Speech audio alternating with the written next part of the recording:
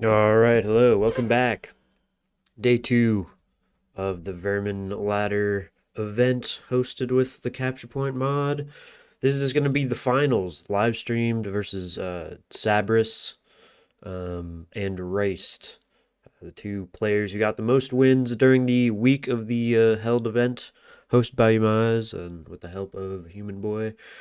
And yeah, today we're going to do the finals. It is a unique situation because Turn is actually streaming a lot of Chaos Dwarf stuff probably right around this time, and I think some other content creators are putting out all their embargoed stuff. So I'm definitely expecting you guys to probably tune in at the replay of this, and if you are, that's totally cool. Because I would want to go watch the Chaos Dwarf stuff too. So that's fair enough.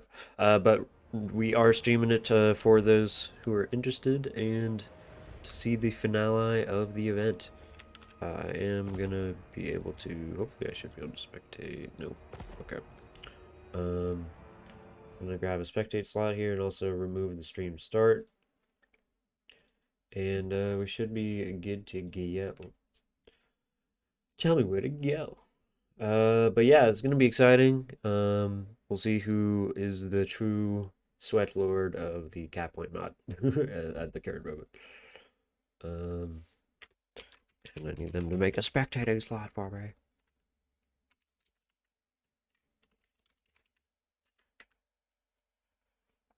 But yeah, I'm probably gonna have like turn stream in the background of mine. Um, because I just want to see what the Castor stuff's all about as well. It's gonna be glorious, glorious good times. Let's see. Looks like Anticity is streaming. Hmm. Hmm.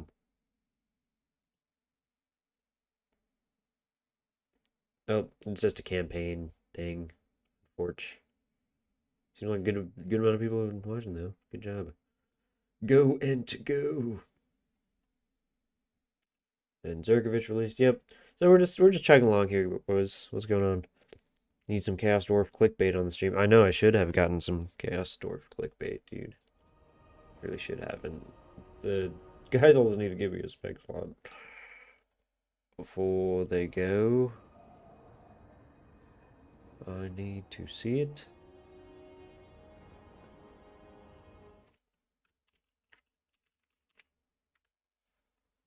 But yeah, it'll be a fun time. We're gonna do some glorious battle in the name of Hashut. Gonna fight for our right, for industry and slavery. That sounded bad. Maybe we shouldn't say that, but I guess it's not the first minute of the video, so I'm okay.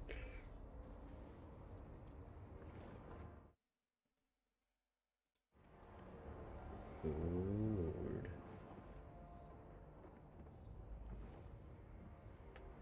But yeah, it's a morning for me. Um, Not too early per se, just around 10.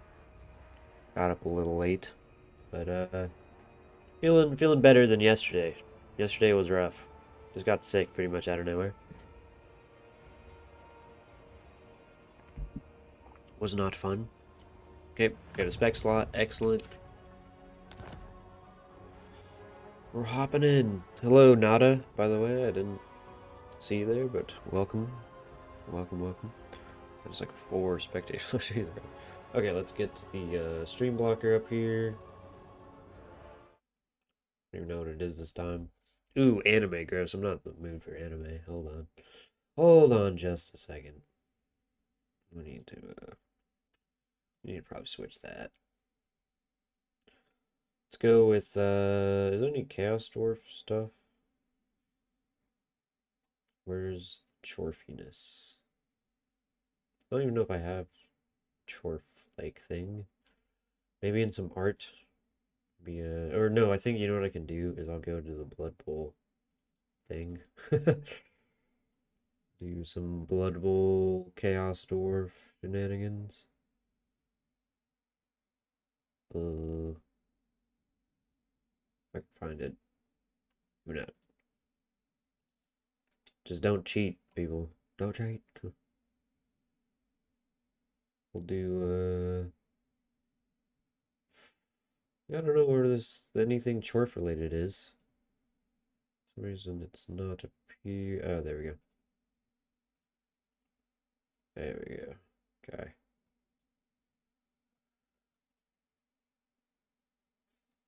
That'll be our blocker for today, just to be on theme. Okay. We're on theme, people. And then I'll go look for that other blocker later. It's like a Blood Bowl like Chaos Dwarf team, and they just are like real mean looking. Those real like goofy goobers.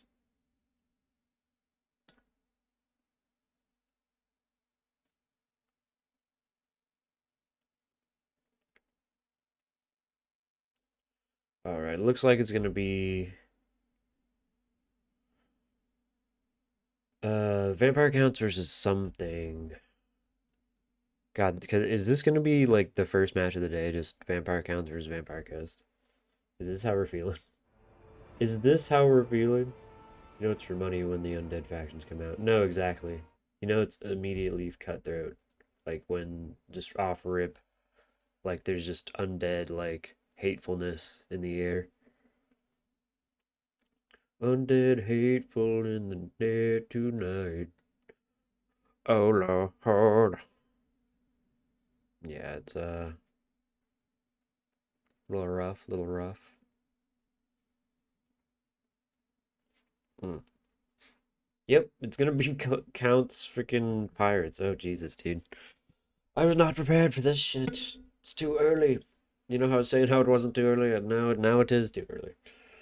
Now it is very much too early. I'm suffering for my consequences here. Oh God.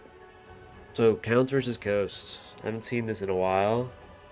Um, with Counts how they are, it could be definitely interesting. I feel like it really. I mean, I don't know. I actually have no clue. Like, because you have not nearly as good as shooting options in this game, really, for like Vampire Coast as like two. Carronades kind of suck. Um, I guess you wouldn't, and you don't really want to have too much stuff that can be like compromised here, because vampires can just swarm you like real easy. But then again, like Vampire Coast are actually not that bad in like a melee grind nowadays either. And you can pretty much have like units that are, very good hybrids. And you don't need a lot of armor piercing to deal with the oh, not that. There we go. Not a lot of armor piercing to deal with like vampire stuff, to be honest. So the pistol mobs here that Raced I think is bringing is not like the worst thing. Bombers are probably gonna do work against the zombies. And I guess maybe against the Crippers. I don't know how they do against the Crippers. I really don't. Maybe they shred them with fire damage or whatever. But I'm thinking not. That's my first initial reaction is no. Okay. Sip of tea, and we're good to go. Alright. Taking a look at Sabrus's Vampire Count army, we will start at the HQ, and we got Heinrich Kemmler, and he is coming in hot with the Undeath Resurgent ability. Good to melee defense and leadership, classic Lord buff. Krell, just a G, and then Raised Dead, and that's about it. He does have the Chaos Tomb Blade, very good stuff, healing and gross, resurrection, and then just all the passives from like, being a Vampire Lord. We have Necromancer, essentially has Lesser Raised Dead, Forbidden Rod, so classic stuff, and Invocation of the Heck. Vigor Mortis, and just the regular stuff from being on a corpse cart. We have 2 Vargulfs, and then the army is 4 Crypt Horrors, 5 Zombies, and 3 Graveguard, one of them being the Regiment of Renowned Sternsmen, who have regen. Really gross stuff. They're super tanky units since their inception. I think they're one of the first DLCs with Volkmar, I believe, Game 1. Aranus Assault Spite for the HQ of the Coast. Anti-large, armor piercing, pretty good damage. Has Manan's luck, all hands ahoy, ahoy. What the fuck? Spearfisher's net, which is a good net and snare, immune to psychology, and her good Kraken's Bane. Oh, which affects everything around it. That's kind of cool. Nice. Second part of the HQ will be a Vampire Fleet Captain of Death with Fate Abuna, Spirit Leech, then the Taunt ability and her Power Stone. Looking good. I think that's all they have for the HQ. For the main line, we got Zombie Pirate Gunnery mobs for the Bomber variant. 3 of those. 3 of the pistols. 3 of the deckhands. And then we actually have 3 Depth Guard, the Vampire Infantry with cool fucking dope bronze armor. 2 pole arms in the back and then 1 off to the side. And then it looks like we have about 4 animated Hulks kind of across the back line of this army. So yeah, it's gonna be a scrap, as this matchup usually is. You know, just straight undead fisticuffs flying at each other at Mach speed. As you can see, they shuffle gracefully along the floor. But I mean, really, there's no pressure. Like super long range, and you don't really want that against counts because they will compromise it pretty quick. That being said, this particular build, Heinrich Himmler is not the best mobile pressure guy. He is pretty good at doing one thing, and that's being like a little slippery snake sometimes, if he brought the veil that gives him 75% physical resist. But he did not. Him and the Vargulfs are chilling on the point, which is gonna unlock in about a minute. And yeah, the Cryptors get there quick. You know, there's no real mobile pressure, so moving these guys as free doesn't really matter. Usually plays like this are like punished, right? But I mean, I think they both know that Race probably can't really do anything about it because you can just run the Cryptors back out of range of the pistols or the bombers.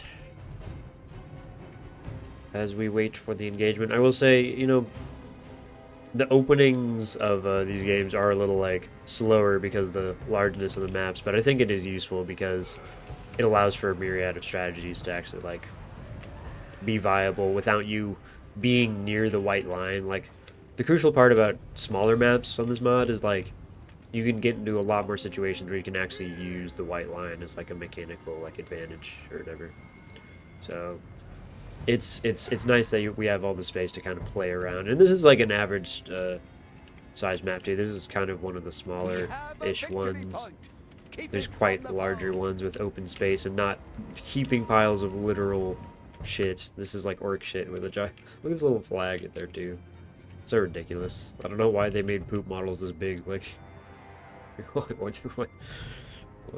the largest orc to ever have lived and just took a dump there. All right. Pistols firing into Cryptors. It is good to start whittling down these guys' health because they're going to be the main issue. If you guys can get Cryptors deleted early, I recommend it because they're just absolute menace to society right now. They absolutely crump a lot of things due to just decent armor piercing, poison debuff, and their insane regen. Animated Hulk's coming to Monster Mash. It's going to do the Monster Mash because they are getting graveyard smashed at the moment from the Cryptors.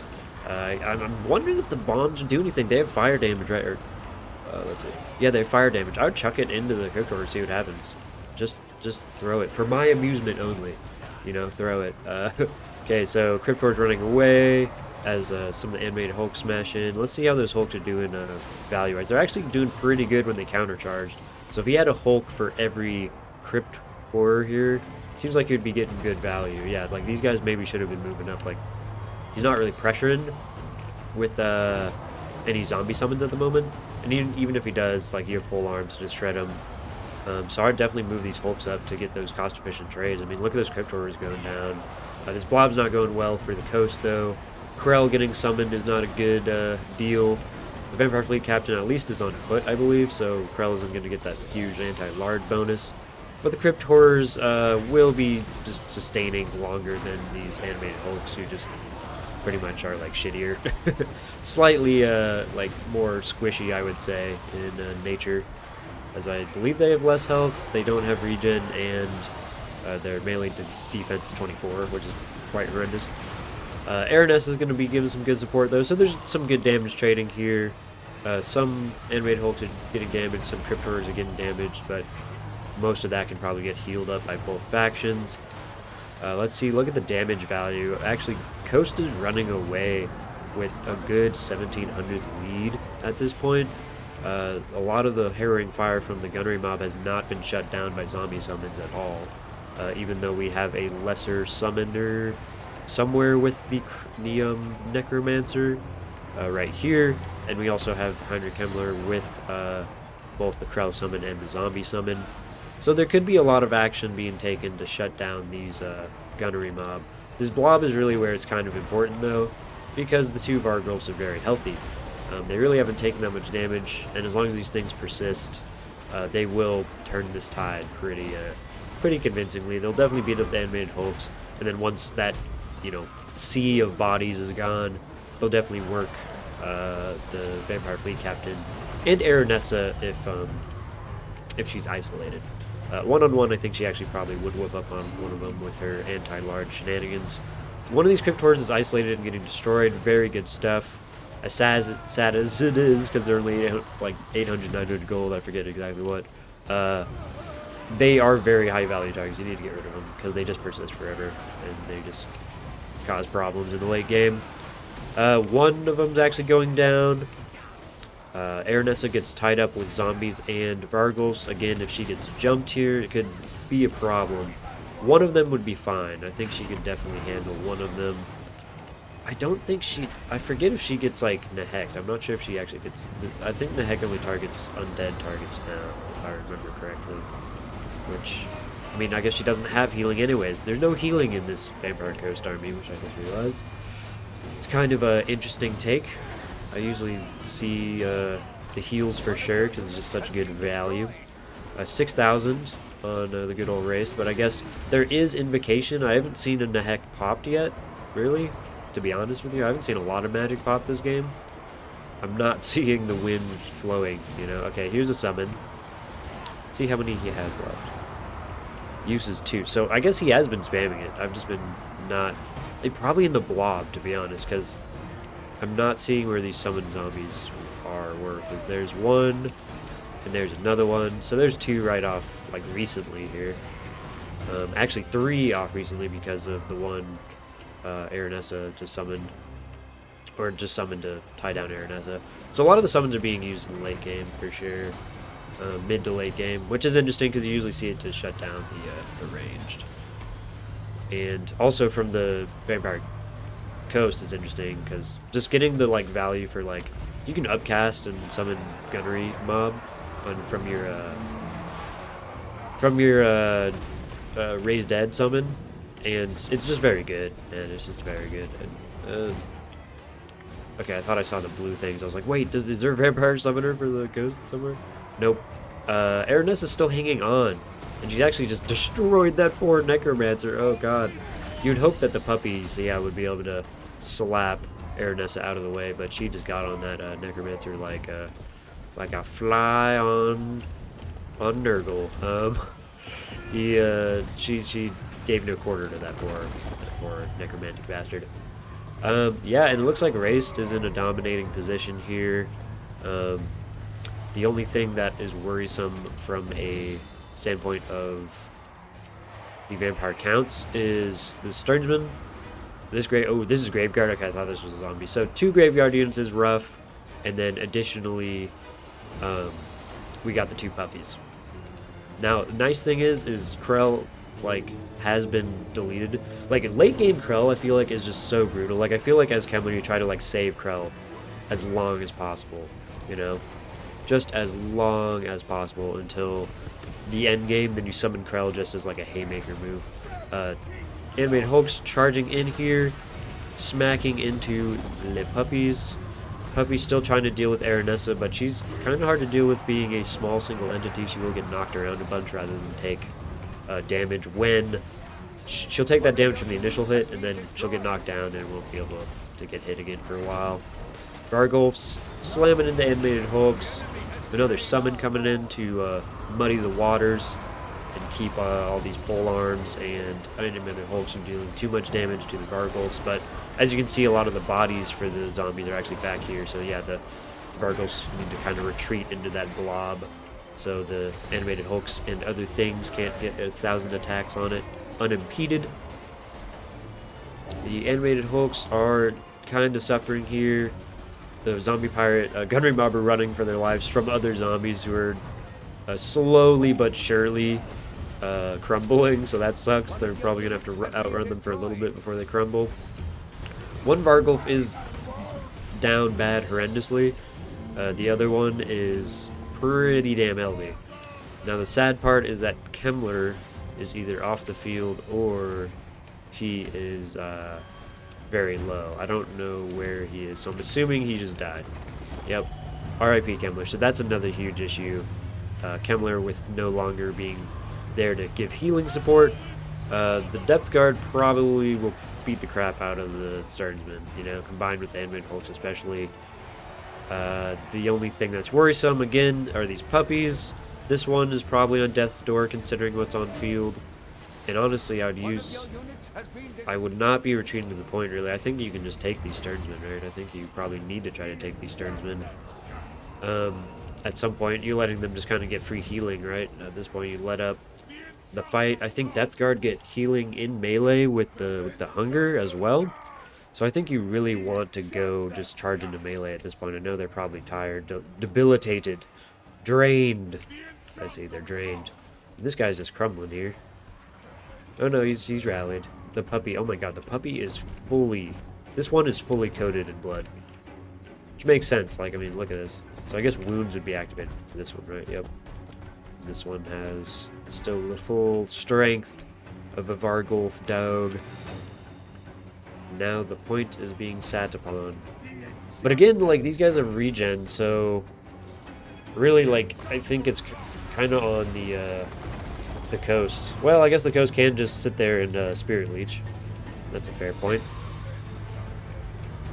This guy getting Spirit Leeched is no bueno. Considering there's no outside healing aside from zone. Oh, he doesn't even have regen. I forgot these guys don't have regen. So this is actually pretty bad then. Yeah, they're just gonna crumble. Crumble, take some sweet damage. God, these guys little freaking flopping bodies. Rah! Maybe take out some animated hulks here. Which, it being optimal, they probably should. Yeah, Hunger. Yeah, it's, you know, one of them's down. I don't think, honestly, these Grave Guard can take out the Depth Guard. I think the Depth Guard will heal from the Hunger. I think they have armor piercing and better stats. I mean, they have like 58, 44. Okay, all hands ahoy is going to boost up these guys quite a bit. And they will absolutely crump now. Yeah, they'll absolutely smash these Grave Guard. I mean, again, Vargulf's a little bit of a worry. I don't think they can clear the Depth Guard. But honestly, I wouldn't even be trying to clear Aranessa. I would just try to clear the Depth Guard. I'd just hit rear charge and just go map, map, map. Because essentially, these guys, I think, will be the tide turners, you know? Aranessa and the Death Captain, I don't think can actually kill the Stearnsman. I'm not going to lie, I don't think they can. Stearnsmen are very tanky. They haven't even reached their cap yet. So I think the Depth Guard pole arms need to be the ones. These Graveyard are dying though. And once they die, these Depth Guard can either surround or just charge into the Stearnsman as well. And I think they'll actually do fine. I mean, these guys are pretty heavily outnumbered, but they're also kind of spread out. You know, they're not... There we go. These guys are crumbling. And with the puppy charging back and forth, this is actually looking pretty deadly. Yeah. Ugh. Oh, this puppy. Oh, this pup. And they're getting targeted by... Or no, this one's getting targeted. Taunt. Okay. These guys are gonna run away, huh? I guess if she has a, if she has a net left, let's see. Nope, she does not have a net left. So she can't pin down the pup. Or the Stearnsman. So I think if the Depth Guard go, it's over, you know. I think it is Obi. Yeah. I mean, she can try. I mean, honestly, at this point, you might as well wanna hold her still with bracing, because I believe she does have charge defense versus large. Oh no, you don't want to turn around. Ooh, okay. That was rough. Oh god, and then the double, triple curb stomp. He just smashed her like 3 times with the same animation, and then waddled away. And then he waddled away. Damn, poor Aranessa. Jesus Christ, she just got gorilla punched like 3 times into the dirt. Pole arms will disintegrate. That Deathcaster's not long for life, so that is a GG in my opinion. Very much a GG. I'm gonna sip on some tea. But the undead battle wasn't too horrific there, to be honest, guys. Could have been much worse.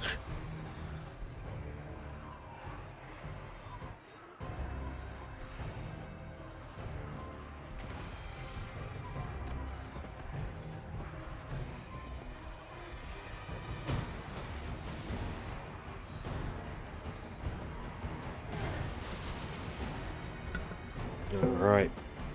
Yeah, that was game 1 in the finals. Is this the best of 3, you guys? I do not recall. I knew it. Let's say replay. Unending glory is yours. Alright, that'll be final Verm ladder, and then I'll just go, 2, 3, or whatever. Whatever my wacky naming system is. Alright, Kemmler, not doing a ton, but I mean, you don't expect, like, direct value from Kemmler unless you brought, like, Wind to Death or some shit. Which I guess wouldn't even be a bad matchup, or a bad shout in blobby matchups like this. Necromancer, just another support piece, but the Vargulfs put in work. Vargulfs are such utility pieces still, man. I mean, a lot of the stuff on, like, Vampire accounts are just very, very good, but yeah, like, Vargulfs are still menaces, for sure. And then Crypt Horrors are very gross at the moment still, um, but their value actually didn't really pay for them. So, like, they got countercharged by these animated hooks, and I really was surprised, to be honest. I mean, like, it makes sense because it's like how monstrous infantry kind of work is because they're so low model count. Like, whichever the like most exposed uh monstrous infantry is usually what like um ends up losing, so like stuff that gets countercharged and then surrounded by stuff, or stuff that overextends and then gets like beaten up while it's too deep in an enemy formation. So it makes sense that like the animated hulks would win. I'm just surprised the crypt horrors actually like ended up dying all out that quickly. Sternsmen are just gods, very good stuff, and then zombies or whatever, and Graveguard just held, that's all they need to do. Aranessa did really well. She killed basically one of the puppies, but and the Deathcaster was putting it. Holy shit! See that Deathcaster? Jesus Christ! Depth Guard putting in work. Absolute beasts. 299, crazy kills, but it is a zombie match. And yeah, animated hulks did well. I thought the bomber should have thrown it. I didn't see them throwing, but I missed a few things. I missed like a summon or two as well, but I don't think I think he just summoned in that blob fight kind of in the center, or not in the center, on the front line. All right, GG, GG, and then they're gonna be deciding their next picks and stuff, and we can throw up our screen blocker here. Then we can search for our Blood Bowl Chaos Dwarf one, because I think that's just better. Yeah. I don't know why I think it's better, but I want it. I want it, and so we shall have it, It's kind of how I'm feeling today. Alright,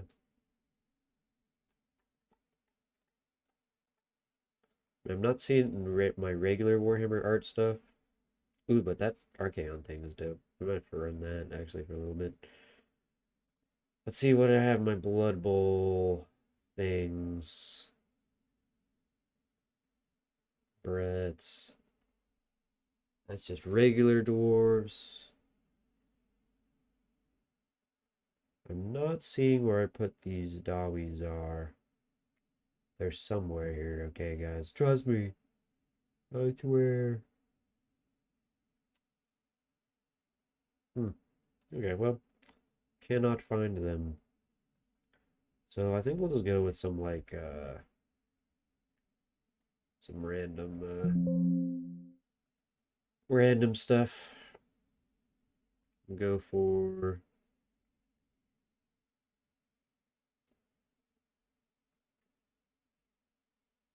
can you see the maps? Do you want me to show you on stream or something? Or no, okay. He's gonna look at the overlay. It's good enough. Good enough for the race. Good enough for me.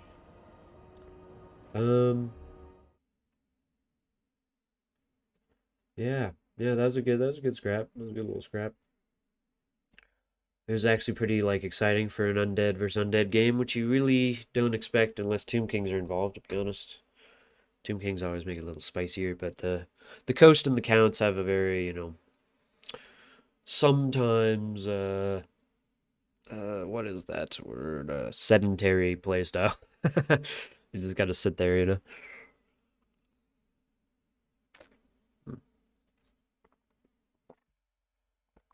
Ah. Oh, the morning cup of Jew. Let's see, is Turn streaming it this time? No. Okay, just Anticity. Alright. I swore he had a stream. Well, let's see. Yeah, he is live. Okay, that's what I thought. This saves me Oh.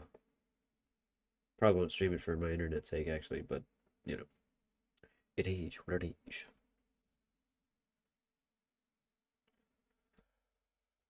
Alrighty. Alrighty. Let's change the screen blocker because I am simply too bored of this one, and you know what? Everybody's doing Chaos Dwarf, so I gotta do something different. I gotta be special and cool. And I'm gonna choose this Archaeon thing. Oh yeah. No, it has the little 1 out of 5 in it. That's pretty haggard. Pretty haggard. Guess I should probably get it to go there. Like that.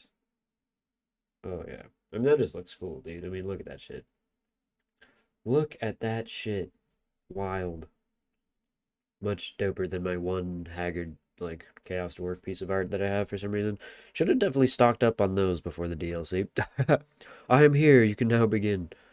Yep, you have arrived, brother. Welcome, strat game. No need to watch the Chaos Dwarf stuff when you have Goji to behold. Your Lord and Savior has arrived. But we're on game 2, buddy. We saw a Vampire Counts versus Vampire Coast. Sabris ended up winning against Raced with the Counts. And it was a Vargulf cycle charge to death late game scenario. Where it's actually pretty close, because like one of the Vargulfs died. Aranessa was sitting there with like pole arms, and he managed to like inundate like the pole arms and them with with um with the Sternsman while like the pole arms are fighting the Sternsman, and he just cycle charged the shit out of both Aranessa and the pole arms with the Vargulf, and ended up like killing Aranessa and some like wild like I have never seen a Vargulf like attack this fast, dude. But like this thing like donkey punched her once, and then like did the gorilla grand slam on her twice, and she just died like very quickly. I'm gonna go make my dog be quiet, unless the dog walker's here. But I don't know if the dog. I don't know what's going on with my wild street dog.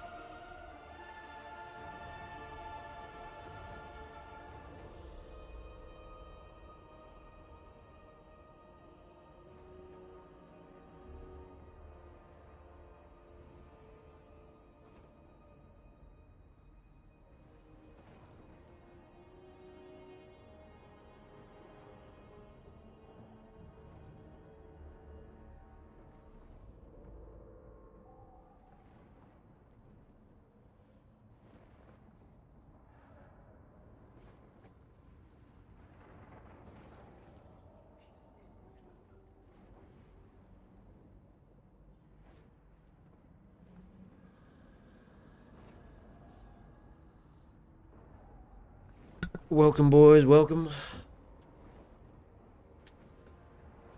Gorillas on coke. Essentially, that is what Bartles are, man.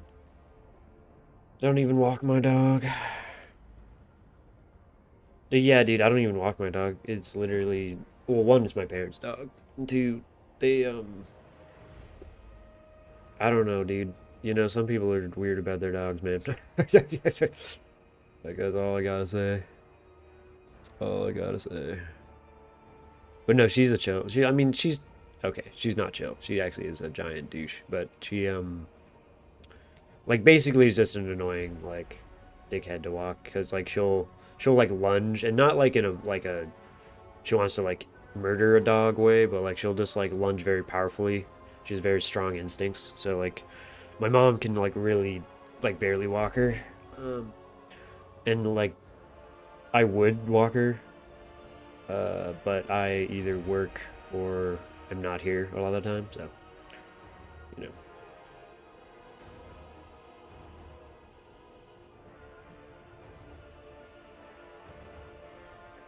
Okay, it looks like we have Hiles versus Ogres here.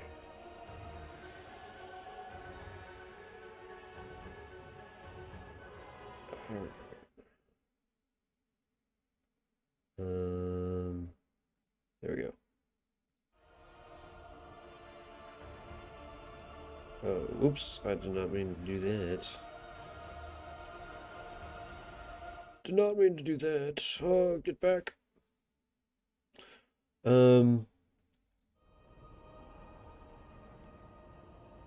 said I don't even walk my dog. Yeah, yeah. You know, who needs that? Who needs the dog walker, bro? Who needs the exercise for the pup? Welcome. No, no.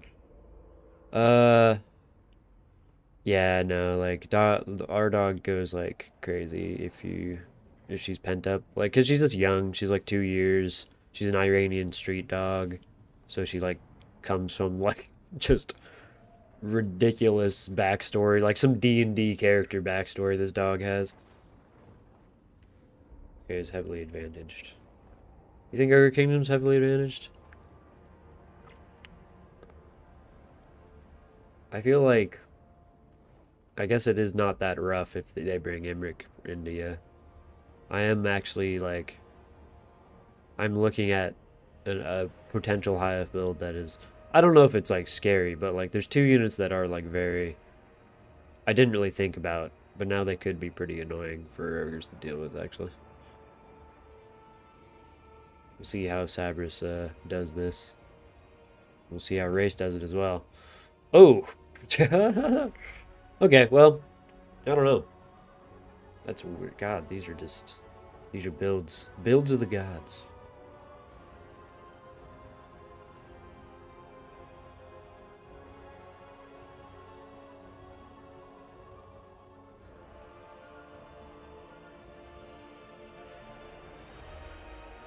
Oh yeah. Okay, now I can remove. Now I can finally remove the screen blocker. My mortal bane.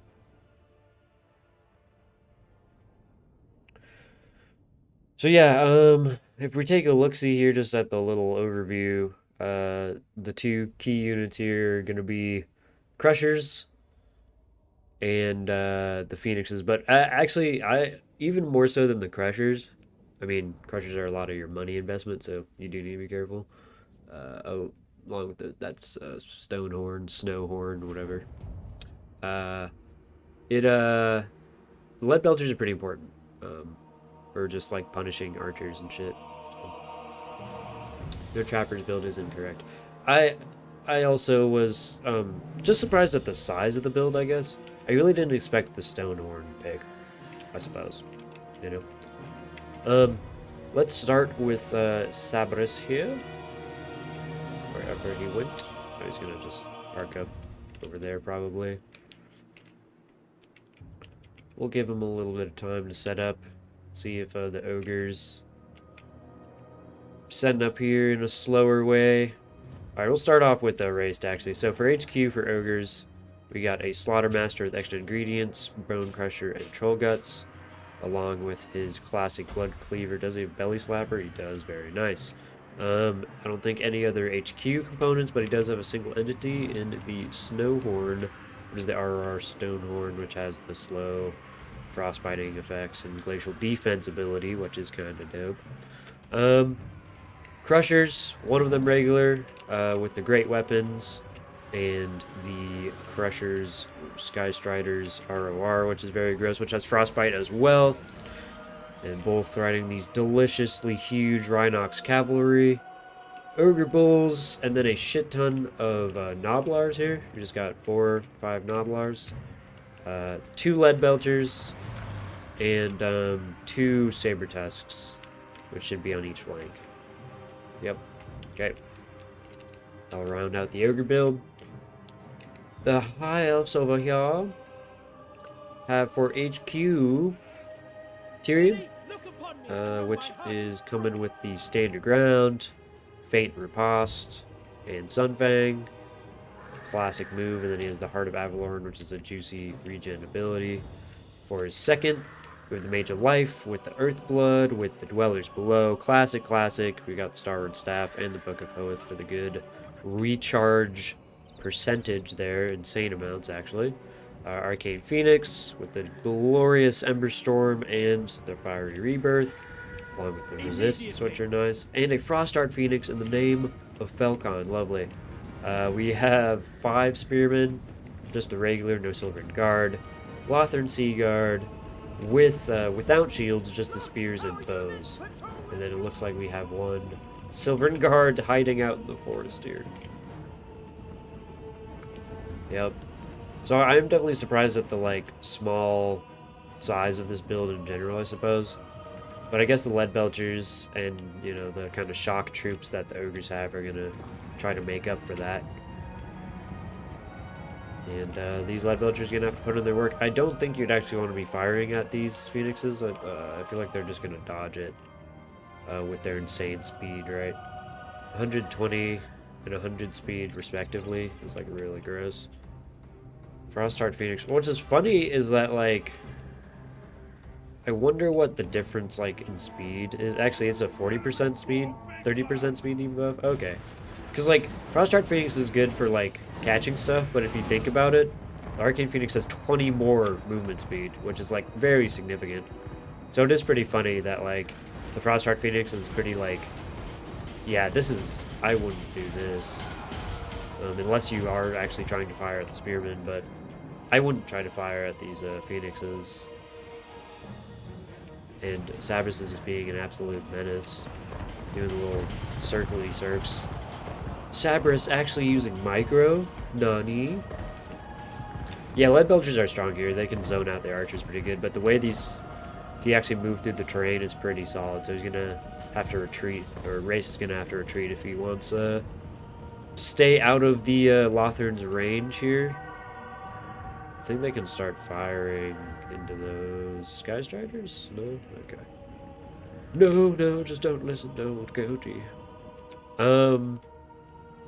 Yeah, this is gonna be interesting. I mean,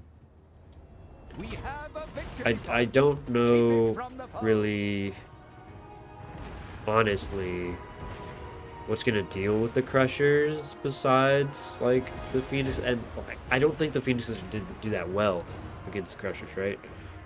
Like, I know, okay, so, like, combined, I guess, Tyrion plus, like, cycle charging Phoenixes could probably fuck up some Crushers, right?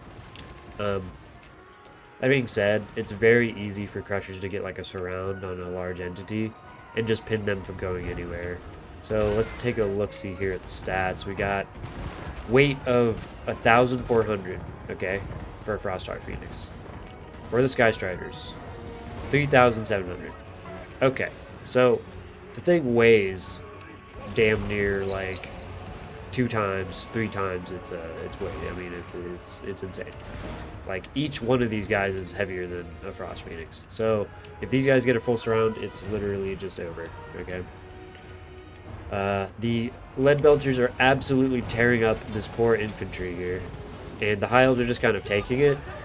I definitely would be advancing, because I know the map is large and all, but this is still a corner, you know? and you can zone them out from the point right here, and just keep them from, you know, dealing all this damage. Because I mean, this is just free real estate, right? At this point, like destroying all these spears like over time is very good. I mean, the damage value is just insane. Belcher's really strong, yeah. Saber Chest back getting into the Lothern Seaguard too. Where's those Silver Guard? Okay. So, Cybers, I think, just forgot the Silver Guard in the back, or is waiting secretly to deploy them later down the line. Which he could be playing the long game. Maybe he's playing like a weird, like, high elf, like, point game, but like, even then, I feel like he's taking a lot of damage, so much damage to the point where it's like, eventually the ogres are just going to be able to like engage and then crush. Like, one crusher charge annihilates these spearmen. Honestly, it annihilates a normal spearman, much less like depleted spearmen like this. So really, I don't know about this plan of sitting on the point. I guess he's like, he's invested now. He's decided that sitting on this point is the way to go. Is it Foot Tyrion? It can't be Foot Tyrion. Oh my god. Wow. Look at the boy with the sword. I definitely think that is not a great move either. Sabras is an absolute madman, I think. This guy's going crazy. With Foot Tyrion, it's just, you can't catch that many stuff, or that much stuff, because like, you have 36 movement speed, you know? Whereas you could have like 94 or 5 or whatever it is. Ogres can't clear that. Can't clear the Frostdark Phoenixes or the Spearmen and stuff, you mean? Because I mean, look at this dude. This is just, you telling me a Sky Strider charge is not just obliterating this right now? Obliterating that. Even like rear charged one of these, it's over, you know. Oh, can't clear Foot Tyrion. I don't think that's. I think if you have these, especially the Sky Striders, healthy by the end game, I think they have enough armor piercing, you know. And as long as you have like the healing, like what's really going to be really important for ogres here is to chase down these fleeing units to get their army ability up, so they have healing themselves. I mean, as long as he clears the infantry. But maybe Foot Tyrion plus Frostdark Phoenix. But like the rest of the army is just gonna get crumped, dude. Diddly crumped. Like, it's actually crazy. Like, is the whole plan just, I have Foot Tyrion, hear me roar? They can't army laws Tyrion. I mean, I just don't, like, I mean, yeah, like... Oh god, he's at the end. Oh, he's stand your ground. Okay, I was like, 96? I was like, no way, that's his natural shit. I know it's like 80-something, which is gross, but... Again, I mean, you gotta keep in mind, though, there's like, what, there's gonna be 12 models attacking him constantly, for whatever, probably more than that. Let's see what he has here for Troll. He has Troll Guts, too. I don't know, dude. I feel like Tyrion will get just, like, swarmed. Probably, he could even get Terror Routed, you know? Like, he could just get straight up Terror Routed and lose off that. Does he have immune to Psych? I don't think so. He does not immune to Psych. So as long as the Stonehorn stays alive, Sky Striders have Fear at least, so they can, or the Crushers have Fear at least, so they can give them a good debuff on the morale. Let's see this Sunfang. Oh, that's pretty good Sunfang, but it's just on shitty Noblars is the sad part. So, you know, not worth it a ton. Stonehorn going after the Mage of Life, but really isolated. I think this is kind of like a risky play. I mean, if you engage with everything, like, yeah, bring up the Urgers, bring up these guys, just to be safe, because this thing might get schmeckled on a little bit by the double bird. The double burb. So yeah, retreating probably wise here, just to the bastion of The birds can't beat up this Snowhorn. But ooh, was that a Dwellers below? I think it was a Dwellers, but still didn't do a ton of damage. And then yeah, Troll Guts. I wouldn't engage Tyrion yet. I wouldn't do it yet. Not what I would do. Oh. I mean, you can definitely swarm in with Sky Striders now. Let's see. I already even get the Belly Slapper. No, yeah, the Belly Slapper up in there. Where, how? Yeah, so it's 8 minus 8 melee attack. And can debuff these birds. Because these birds will get wrecked. Even with Rebirth, they'll probably go down to these guys. The Crushers don't need to be in here with Tyrion, though. They can kind of just circle around and try to circle beat that guy, where the Noblars can grab Tyrion, get the Crushers out of there. Are they still getting Troll Guts? Yeah, they're still getting Troll Guts for a while. So, yeah, for Tyrion, for Noble, Lowmaster, Catboy, maybe Colin. I mean, maybe. I'm not. I'll see it. I'll see if Tyrion does it, bro. But, like, I just don't think he can carry the rest of this army, like. Oh, Jesus. That was a pretty good Dwellers. Again, not going to do much of the important stuff, though. Sky Striders don't give a shit. Strike Skaters don't give a shit. They don't care. They really don't.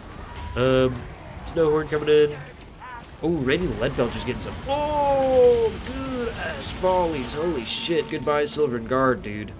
See you later. 6,000. Yeah, I don't think Tyrion is coming back from 6,000 deficit. But hey, you know, maybe Race throws away. Maybe he throws away the Slaughtermaster and Tyrion just beats his ass. Maybe that's true. Maybe that's true, dude. Maybe it's death for the ogres just because he threw away the Lord. And if this bird actually pounces on, this is huge.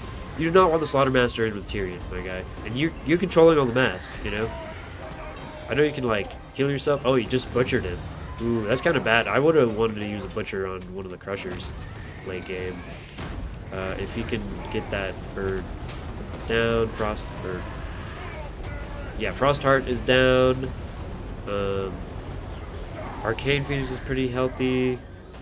What are we looking at? Another Dwellers here? Or was that just the... Yeah, it looks like this is a Dwellers. Roar. Which would be pretty gross and do some decent damage here. Charge in with the Phoenix, maybe try to get Terror out going. Do they have Terror? No, they don't. Try to get some kind of mojo going on here. Tyrion, yeah, I just don't think he can resist all those attacks, like, all the time. Even the high melee defense stuff, like, eventually gives out. And I feel like actually a lot of the time high melee defense, like infantry, is some of the best. Like that, the higher model count, right? Because technically you're not having all those models take attacks, right? Like you're only having the certain amount of that are engaged or actually taking attacks, and only if it's really like big splash damage stuff. When it's one model, higher melee defense obviously is great in duels and like certain girding situations, but when it comes to like Crushers and like, you know, or if it was like elite infantry, wouldn't be too great. But honestly, like Crushers are like the best for this because you can get like a decent surround, like not all of the models, but like a good 3 to like 5, and each one of those 5, if they hit, they're hitting for like, you know, 144 mostly AP. It's not bad compared to like most infantry that take like a long time. You can only surround them like with maybe like 3 to 4 more models, like 8 models, right, of infantry could probably surround Tyrion, unless he does a bunch of like AoE shit, then they all kind of like form up. But yeah, I think this is over for the high elves, dude. I don't see it happening. If Tyrion doesn't Terror route, I think he'll just die to Crushers.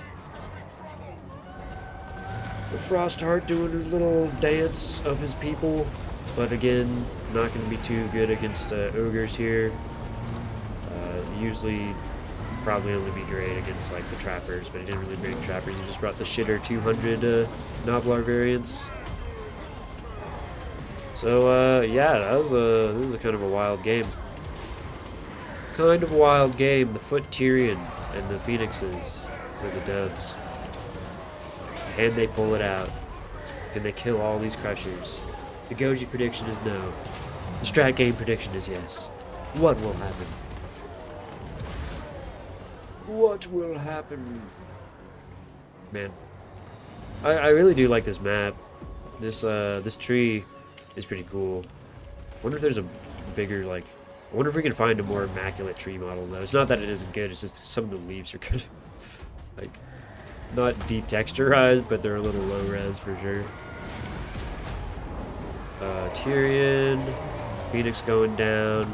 Tyrion's still healthy, but he will get his Heart of Avalorn proc, and then it'll be all over again, you know. So yeah. And I wonder if the ogres will just win on points before Tyrion actually dies. That could be a funny. That could be a real funny scenario as well. I'm revising my prediction. No, I think Tyrion plus like some other foot guys could be a problem, dude. I think if the build was a little more refined towards the Vermin ladder final 2. Okay, whatever.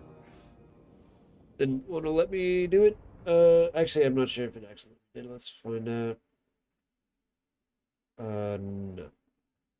So we'll save it. Final room ladder. Bam. GG was a scrap. Absolute scrappity scrap. Tyrion here is a little cap weight. Yeah.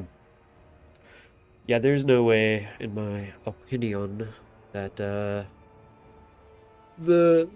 absolute Chad that Tyrion is could win out through all this crush. It's just like a lot of damage, you know? A lot of damage. A lot of models attacking you. Especially once you get down below your martial mastery. It's gonna be rough. Leo Elf boy. But yeah, I think a hero squad, a dedicated foot hero squad, could be pretty gross against ogres. I mean, with literally like any faction, right? I think you can make a pretty formidable like hero core against ogres. I think that's their like one like decent weakness, is that they just don't have a lot of stuff to deal with that. I think crushers like can overcome that with just brute strength, but you have to isolate one of the like hero parts for sure. You have to probably like try to charge, get one of them to fly away, and then just surround them and try to circle beat them. And then when the rest of the squad comes up, you either just try to kill them like before they start dealing damage, or you run away and just rinse and repeat. Because you don't want that sweet DPS to reach you. Yeah, it wasn't going to catch the lead belchers. No. I don't think he was. I mean, I think you could have, like, maybe used the phoenixes to, like, screen them, right? Because, like, they're fast enough that you can, like, get a charge off, and then if the crushers come running, you can, like, waddle them away. I mean, I guess the saber tusks are sort of there to screen out the phoenix, but like the saber tusks were up in like the backfield and stuff of the Hiles most of the time, so like you could have probably swooped in and tried to get it. I think there just wasn't enough protection, you know. I think there's like a build that didn't have enough like punching power or like things to protect. Like I think you need like, if you're gonna go archers versus like ogres, you probably want the elite stuff, like the sisters, because I think the sisters have like pretty good range as well, 180, so you can at least push on them slightly better. And if they do get in range, like one volley will deal a shit ton of damage, right? And then you can just like screen with some like lighter stuff, because I think lead belters are pretty gross in this, and I would probably prep for that. I just don't think the phoenixes or anything were like a good answer. Like, I don't know what the answer to the lead belters was, and I don't know what was supposed to deal with the crushers. I think those were the two main components, right? Like, if you think about it abstractly, I think those are just like the roughest things that he had to deal with. Is I don't think Tyrion was gonna clear those crushers. I think he was a good pick because he just sits there and is a Chad and will like deal good damage back and not take it for a while. But he's not going to be the one to like finish the game. Not in this matchup. I think you need like some kind of heavy hitter. And I'm not a high elf player, but maybe you go Dragon Princes. Maybe not, because like if you're going Dragon Princes, like maybe just one unit, and then you go like a little more aggression. Like you have some lighter cav, and then Dragon Princes will clear up like the Saber Tusks. But then like the issue with the Dragon Princes is the Crushers destroy them. So like you need to go like probably more aggressive. I don't know. I feel like Imrik isn't even a bad choice here either. Like you can just go strong Imrik. Maybe even like one Dragon Prince as like a support, right? You throw in Imrik, he'll just beat shit up, heal shit up, and he'll just deal massive damage to the Crushers, and then you can like is once the Crushers come in, you just charge with the Dragon Princes, you know, and have some like more screening cav, like a couple Valyrian Reavers, just cheap ass Valyrian Reavers. I don't know. I don't know what you'd do. And that matchup is a strange one, indeed.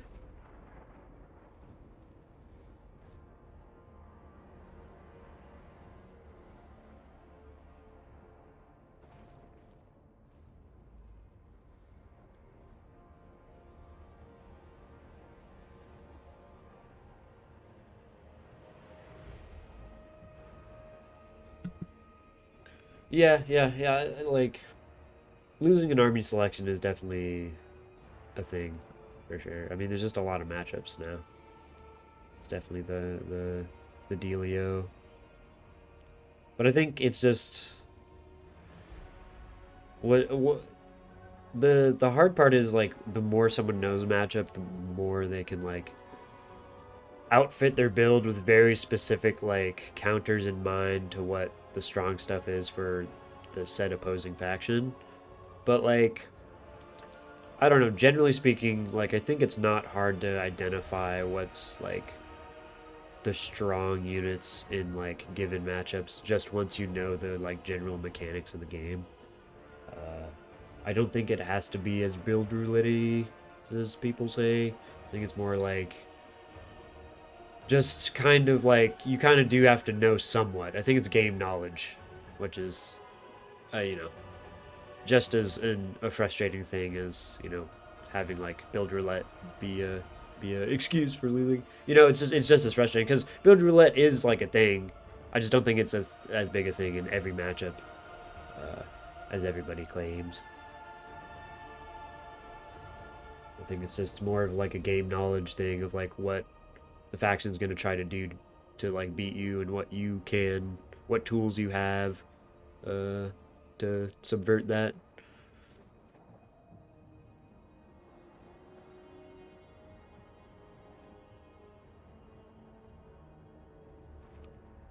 Hmm. First two games have been pretty good though. The Vampire Coast counts one was pretty close.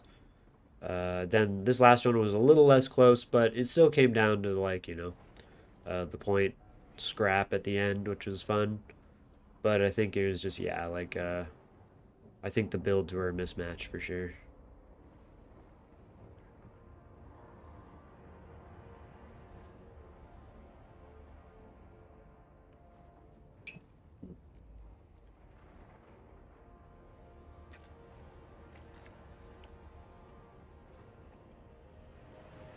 Sipping on the tea. What do you guys drink? Tea, coffee? What is your intake of caffeine? I prefer just like black tea. Black as night. I like steep it like for like a million minutes and then lets the caffeine flow through me.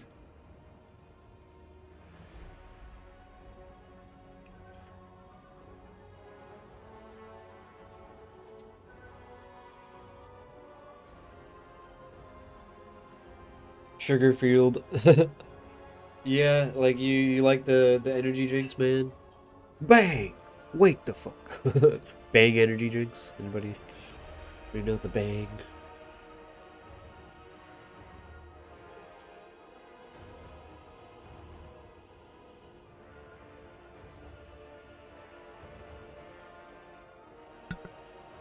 Yeah, I don't mind energy drinks. I don't feel like I can drink them in the morning because they like one, they just don't feel right, and two, I think they work a little too good. Like they get me like jittery and stuff. Venom. Jesus Christ. I'm familiar with Rockstar and Monster and Venom. Oh, and Nos, technically, I guess. I've never heard of Full Throttle though. there's a there's an energy drink called Full Throttle.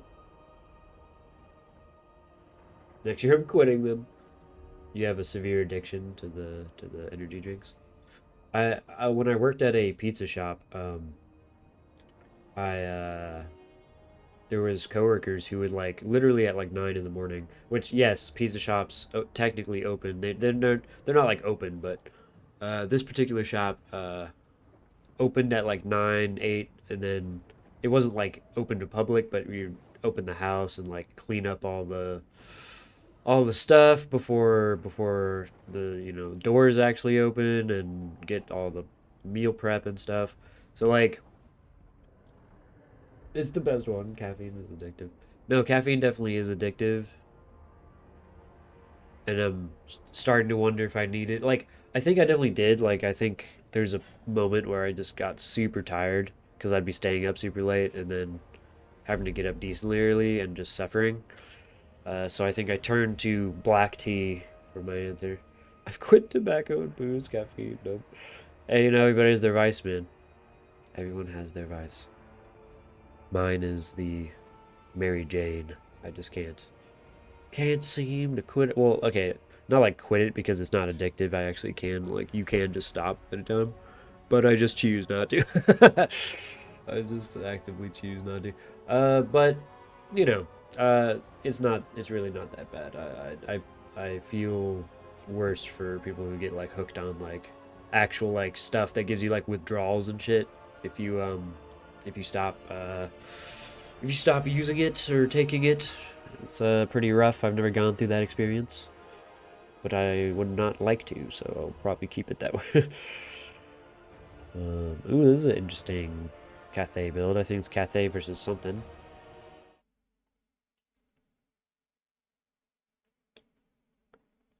Do we have a dictated tiebreaker map? Probably not. So just go ahead and do it. Unless I want to pick a badass one. But not really. So y'all can choose.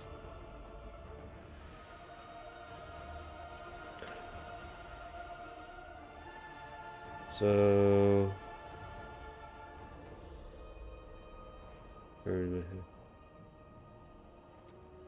Alright, so another high elf game, but this time raced. Going on it.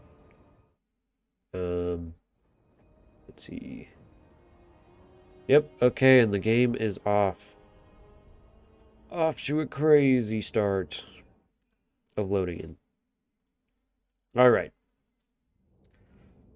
Okay, wow, this is a wacky one. We got the Dragon-Blooded Lord, of course, because that is just like this is just a really good lord. I hate generic lords. I don't hate them. I just like them less than legendary lords. They have less character, pizzazz, charisma. But some of them have really good abilities, and in this case, the generic lord is definitely more cost efficient than the dragon twins. Even though the dragon twins are pretty dope, and I do like them. And I'm also waiting for that Monkey King DLC at some point, because that'll be crazy. I'll definitely play the crap out of Cathay when the Monkey King comes out.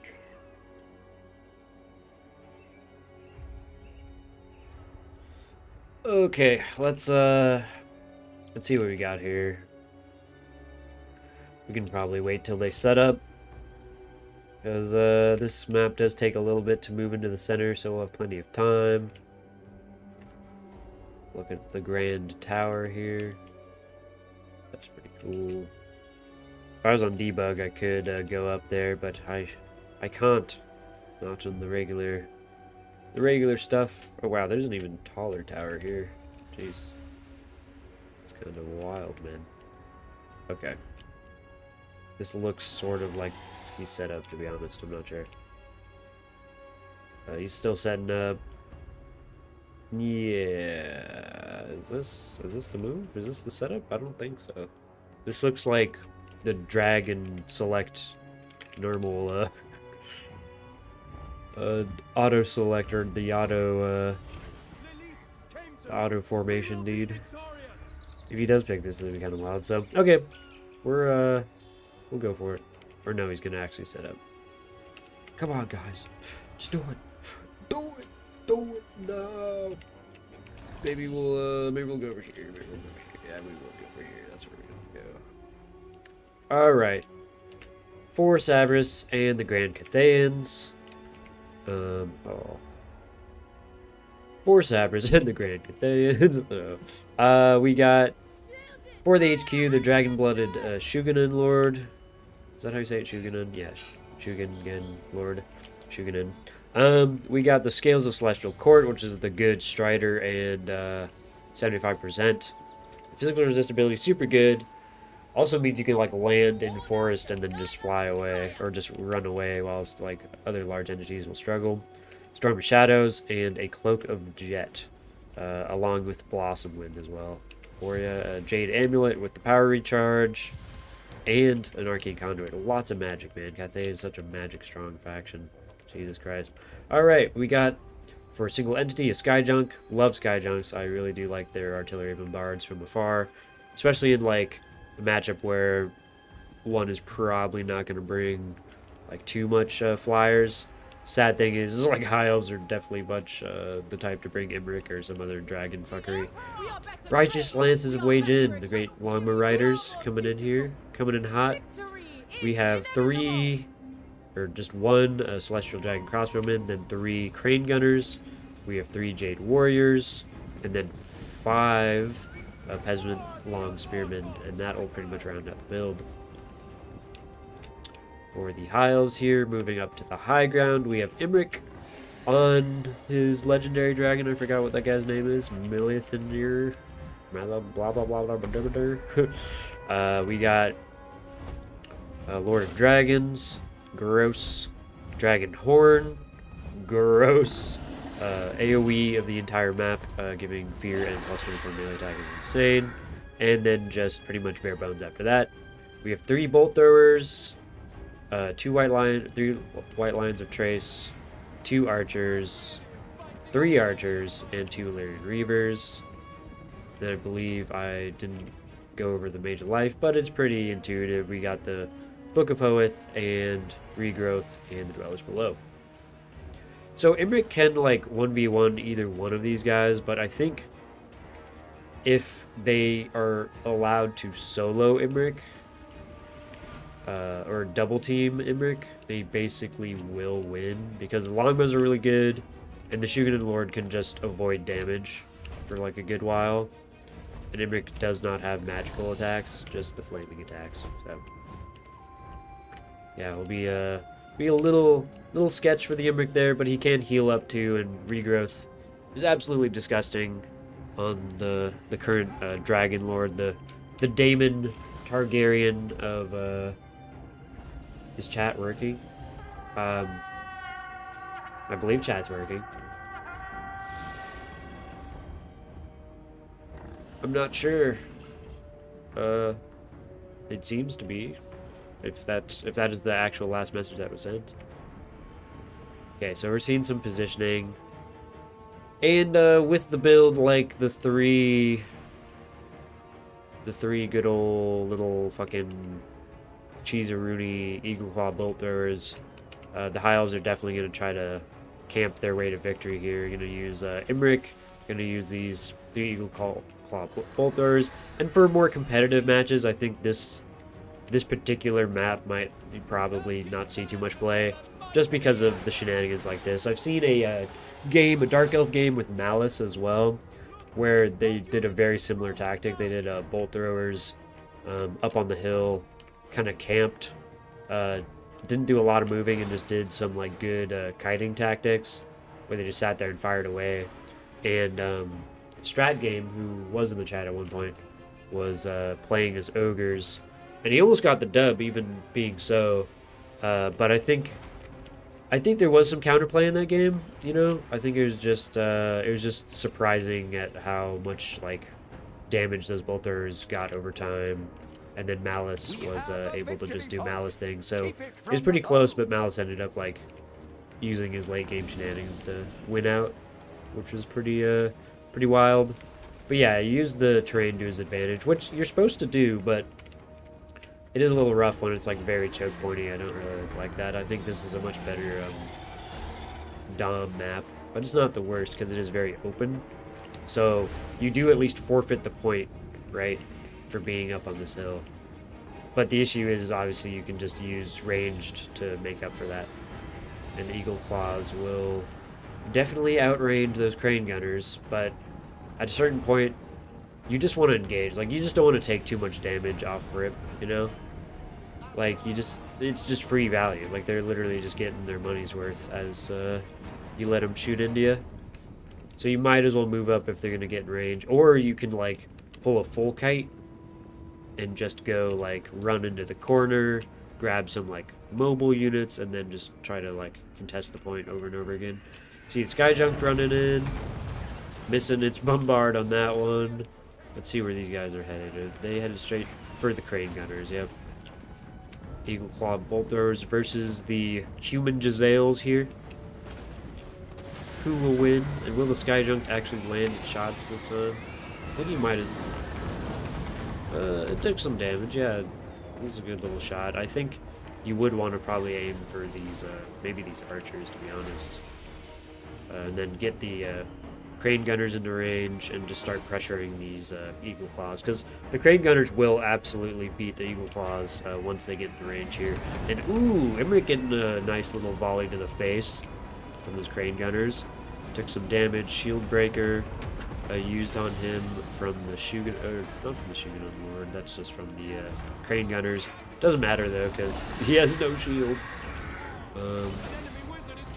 But I think what did Shieldbreaker do? It also, yeah, just minuses a missile block chance. That doesn't do anything for. Oh, good breath under the righteous lances. Did they lose? They lost 2 models, so I don't think they have any healing. No, so that is just going to be damage on them. I do like bringing Meow if you're going to bring Longmas, because the Longmas like are very squish, but they're very like good high damage shock troops with high charge bonus and like very good weapon strength. So like they can be a lot of value to be gained from those, but they definitely need to stay alive, and they're not the most healthy of all things. They don't have a lot of HP to throw around. White lines of trace moving up as once the crane gunners get into range, those bolt throwers are going to be a problem, or not a problem, are going to be in trouble. One of these crane gunners is getting focused down pretty good, though. And I'm wondering if this, yeah, the Sky Junk's going to continue to fire down. Misses, unfortunately. But at least if you're firing in here, you have a chance to hit the archers and Eagle Claws, which is nice.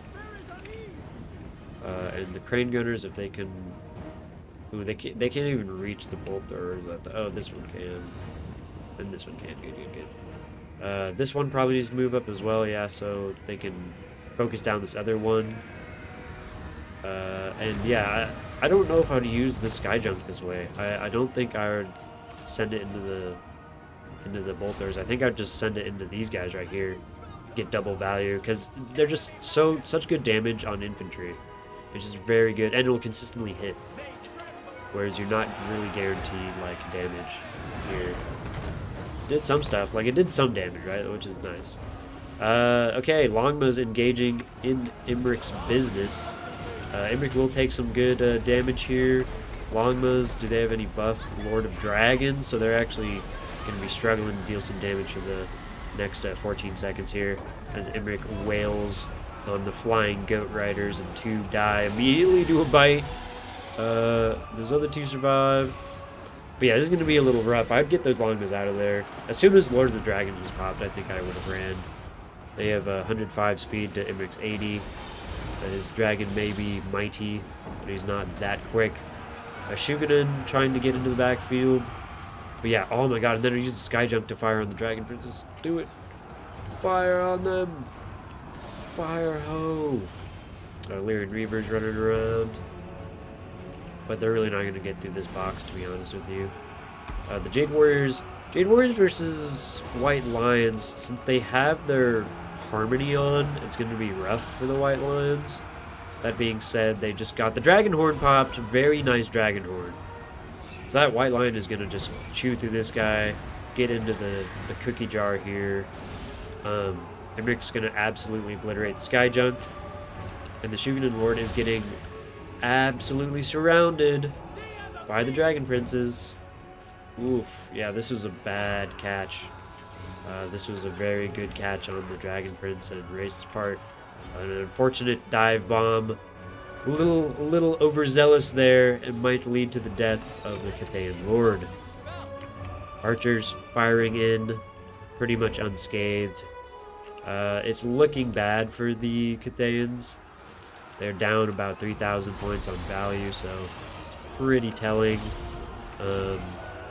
Just Peasant Longspearmen, and I think they're pretty much out of the game. I don't think they can actually kill Imric anymore. More so than anything. Even if they could wipe up the rest of this stuff, I don't know what they're doing with. I guess they've had the point for a while. Maybe they can try to just stay in the point, but really, yeah, there we go. Get some good value on the archers and stuff. Yeah, I mean, look at this. They're not even dead yet. I'm not dead yet. Like, these guys are still alive, pretty much. I would have definitely just been firing at the archers and the infantry all the time with Sky Junked. Righteous Lances and Weegen. They're just not enough to kill Imric. I think Meow plus Longmas can do it, because Meow can charge, get some good damage on Imric, surround her or him with the lances or the Longmas. Then let's save.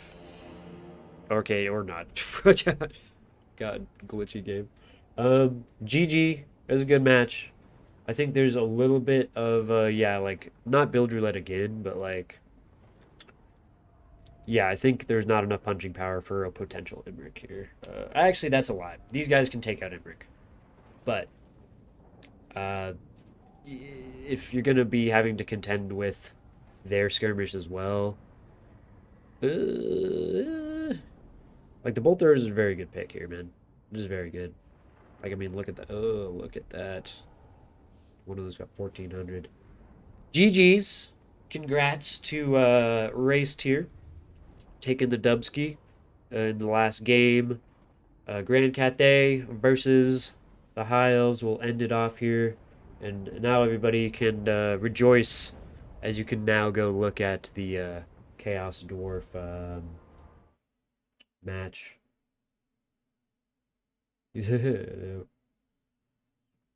Didn't kill a single bolter. Yep, there's rough. It was rough. I think the bolt throwers, yeah, we're putting in work. I think you either need to go like more not monster mash, but like more air aggression, so you can push on Imric, and then, like, I don't know, use some like random stuff. I always like want to go more aggressive with like campy factions. And that's not necessarily always the right approach, but like, I feel like just being able to shut down stuff with like mobility just for a little bit is like useful as well.